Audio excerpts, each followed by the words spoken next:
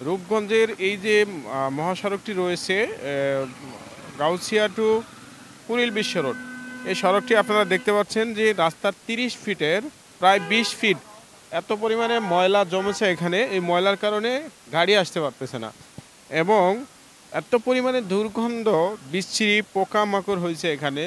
সামনে আসতেছে ডেঙ্গুর প্রকোপ।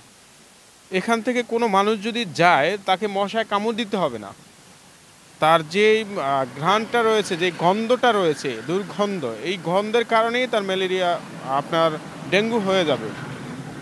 তো এই সড়কের যে ময়লার স্তূপ, এটা কখন নিরসন হবে, মানুষ একটু স্বাচ্ছন্দ্যে এখান থেকে যাওয়া আসা করবে, আসলে এটা বলা বাহুল্য।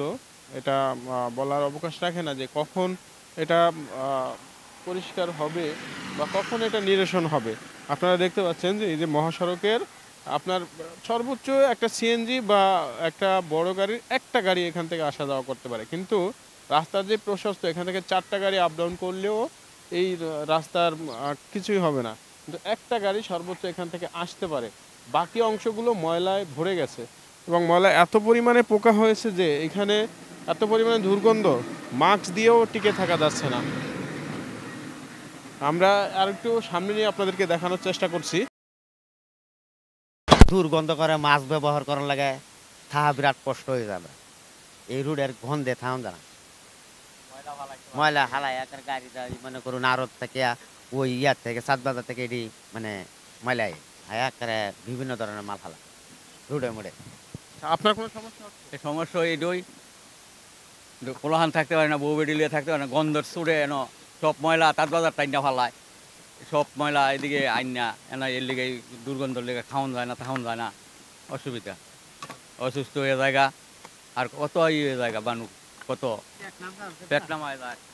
প্রিয় দর্শক, আপনারা যেটা শুনছিলেন যে ওনারা এখানে দীর্ঘদিন ধরে কাজ করে, কর্তৃপক্ষ ওনাদেরকে এখানে একটা থাকার জন্য জায়গা দিয়েছে।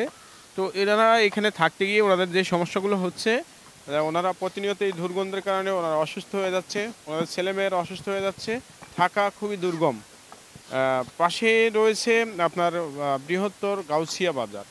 এই গাউছিয়া যে কাঁচা বাজার বলেন, মাছের আড়ত আছে পাশেই, এই যে সমস্ত জায়গার ময়লাগুলো, সব ময়লাগুলো এনেই ওনারা এখানে টাল দিচ্ছে, যার কারণে এত ময়লার স্তূপ এখানে জমা হয়েছে। আর এটা একেবারেই গাউসিয়া টু কুড়িল বিশ্ব রোড, যে মহাসড়কটা রয়েছে হাইওয়ে রোড, এই রোডের নিকটেই। আমরা দেখেছি, ইতিমধ্যে আপনাদেরকে দেখিয়েছি যে রাস্তার 3/2 অংশই ময়লা দিয়ে ভরে ফেলেছে। এটা অবশ্যই নিরসন হওয়া দরকার, মানুষ যাতে চলাফেরা করতে পারে সেই ব্যবস্থা করা দরকার।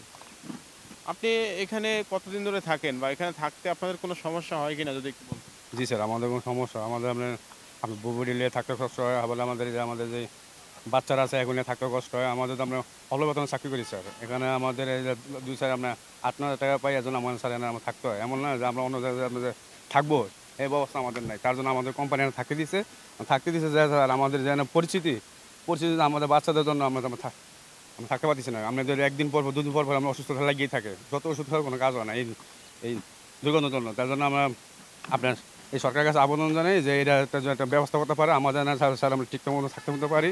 কারণ আমাদের তো স্যার এনা স্যার আমরা কোনো আমরা যাতাম না, আমরা স্যার আমরা এই দিনমজুরি কাজ করি, দিন গেলে আমাদের টাকা স্যার, মানে যদি অবস্থা স্যার আমরা যাবো কই স্যার।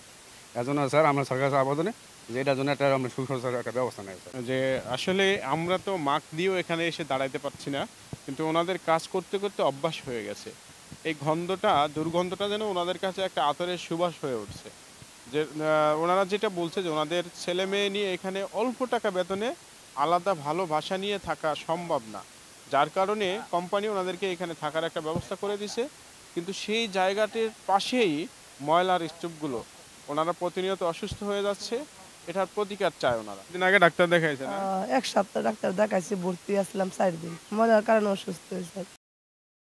এই যে হাইওয়ের পাশে যে ময়লাগুলো জমে এখানে দুর্গন্ধ ছড়াচ্ছে, এই ময়লার ব্যাপারে আপনাদের কোনো ইউএন অফিস থেকে উদ্যোগ গ্রহণ করছেন কিনা, এই ব্যাপারে আমাদের একটু বলতেন।